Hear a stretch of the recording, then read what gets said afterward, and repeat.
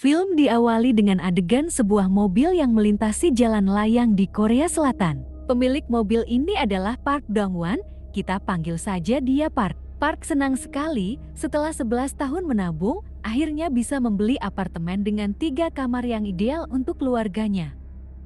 Ketika sampai, tidak saja hujan deras sedang terjadi, proses pemindahan barang miliknya belum selesai, dikarenakan adanya mobil yang menghalangi truk barang. Ada sedikit ketegangan ketika dia bertemu dengan Yung Man-soo diperankan Cha Song-won. Kita panggil Bapak Yung. Yung adalah pemilik mobil tersebut. Mereka berdua cekcok mulut. Akhirnya Yung memindahkan mobilnya dan proses pemindahan barang baru bisa dilakukan. Di sini kita akan diperkenalkan dengan beberapa penghuni apartemen tersebut seperti seorang ibu dengan anaknya, seorang ibu dengan 1 anak dan lainnya. Di apartemen barunya, Park, istri dan anaknya sangat senang. Mereka tidak menyangka setelah 11 tahun, akhirnya mempunyai tempat tinggal sendiri. Namun di pagi hari, saat mereka sedang sarapan, putra Park menunjukkan sesuatu yang aneh, di mana kelereng bisa bergerak sendiri di atas meja. Park semakin terkejut ketika kelereng tersebut menggelinding ke arah jendela saat ditaruh di lantai. Untuk memastikan apa yang sedang terjadi, dia mendatangi gedung manajemen apartemen. Alangkah kagetnya dia karena bertemu dengan Yung lagi, ternyata Yung ini ada di mana-mana. Namun pengaduan Park tidak ditanggapi serius oleh Yung, sehingga Park segera berangkat ke kantor. Di kantor, Park merasa gelisah akan kondisi rumah barunya. Dia berusaha keras menutupi kegelisahan tersebut. Rekan-rekan kerja memberikan selamat atas kepemilikan rumah barunya. Saat Park melanjutkan mencari tahu kondisi rumahnya, Kim diperankan oleh Lee Kwang-soo ikut nimbrung dan mulai berkomentar. Wah, gawat dalam hati Park, nanti semua orang bisa tahu. Untuk mengakhiri rasa ingin tahu Kim, Park terpaksa mengundang rekan-rekan kerjanya untuk datang ke rumah barunya. Malam itu hujan turun sangat deras.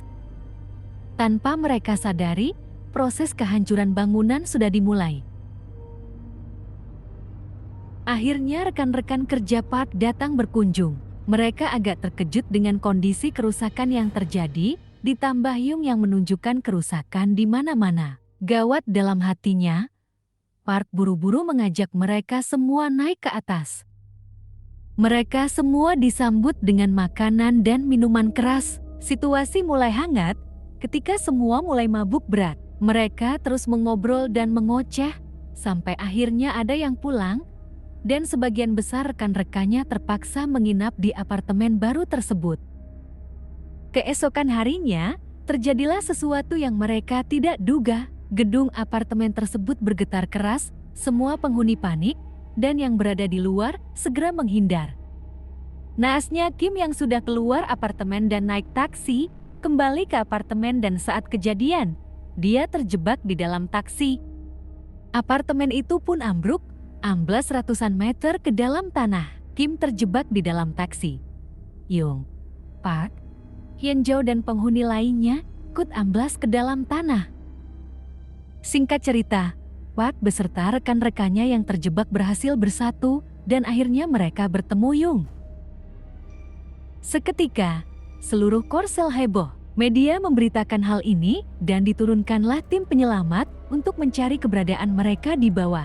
Namun tidak semudah itu Bambang, tanah yang labil membuat mereka tidak bisa turun ke bawah. Sementara itu Yung mengira anaknya selamat di atas, ternyata anaknya ikut terjebak di bawah. Dia histeris menemukan anaknya tidak pergi ke internet cafe, namun dia tetap bersyukur karena anaknya selamat.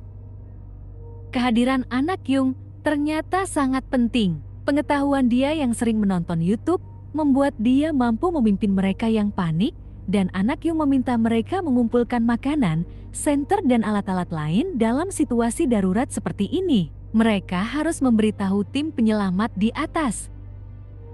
Mereka di bawah berusaha bertahan hidup dan makan seadanya. Yung memasak makanan lezat yang setidaknya membuat mereka melupakan jika berada dalam situasi berbahaya.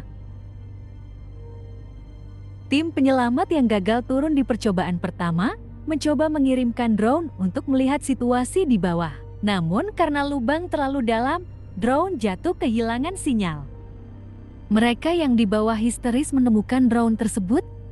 Timbul harapan bisa selamat. Tiba-tiba tanah bergerak lagi, tanda bangunan akan semakin amblas masuk lebih dalam. Kim hampir terhempas jatuh keluar gedung, namun Yan Zhao membantu sekuat tenaga dibantu teman-teman lain. Kim akhirnya selamat, dan dia mengagumi keberanian Yan Zhao. Kim sepertinya mulai menyukai Yan Zhao. Sementara itu, drone tiba-tiba mendapatkan sinyal dan bisa kembali otomatis ke atas. Tim penyelamat pun segera memeriksa hasil rekaman drone. Dari video tersebut, tim penyelamat dan keluarga merasa senang, ternyata mereka yang di bawah masih selamat. Di bawah, terjadi momen romantis antara Kim dengan Yan Zhao. Mereka akhirnya saling berbagi dan mengenal satu sama lain. Mereka pun sempat berfoto berdua sebagai kenang-kenangan. Tim penyelamat mengirimkan bantuan ke bawah menggunakan parasut. Mereka yang di bawah kaget bercampur senang.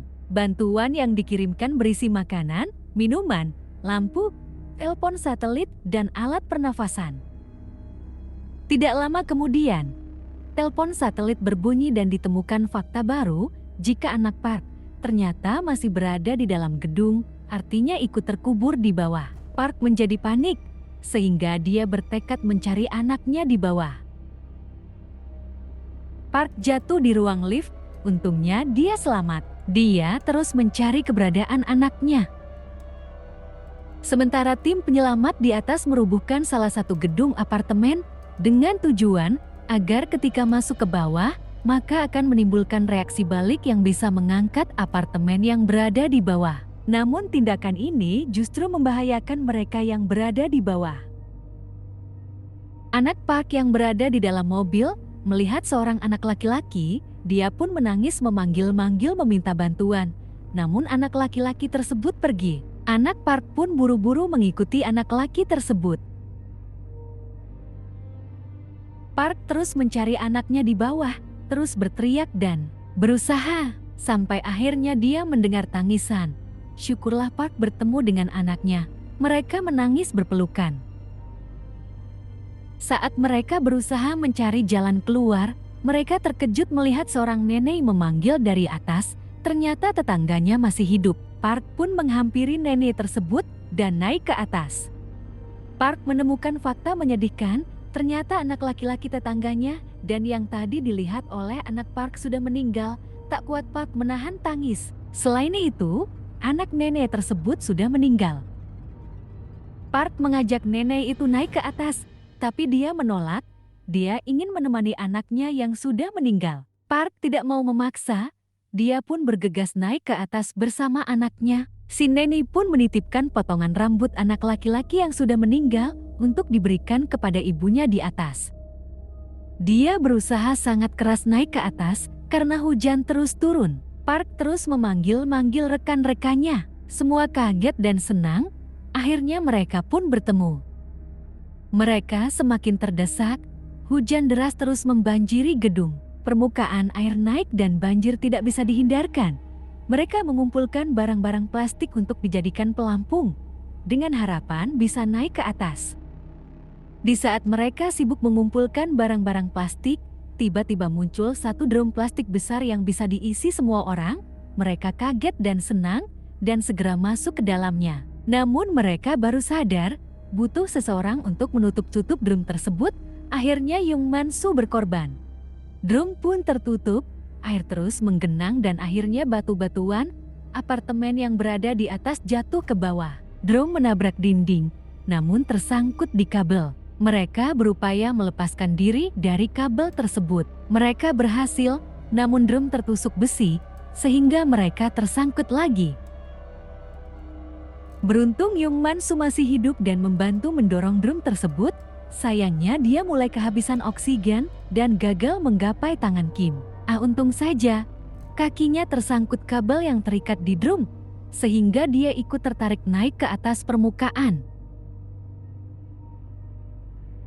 Drum bisa naik ke atas, namun karena bocor air terus menggenangi isi drum, semua berteriak ketakutan.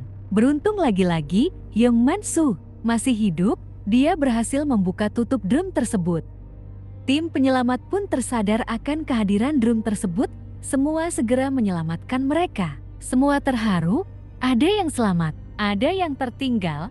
Sedih sekali bagi si ibu yang kehilangan anak laki-lakinya itu. Di akhir film, mereka semua bertemu di rumah mobil van Kim. Kim hidup bersama Yanjo tinggal di mini camper van. Mereka nampak bahagia. Guys, sayangi orang terdekat kalian selama masih ada waktu. Terima kasih sudah menonton review film dari Super Kambing TV. Terima kasih supportnya ya. Kami akan review lagi film berkualitas lainnya. Dadah.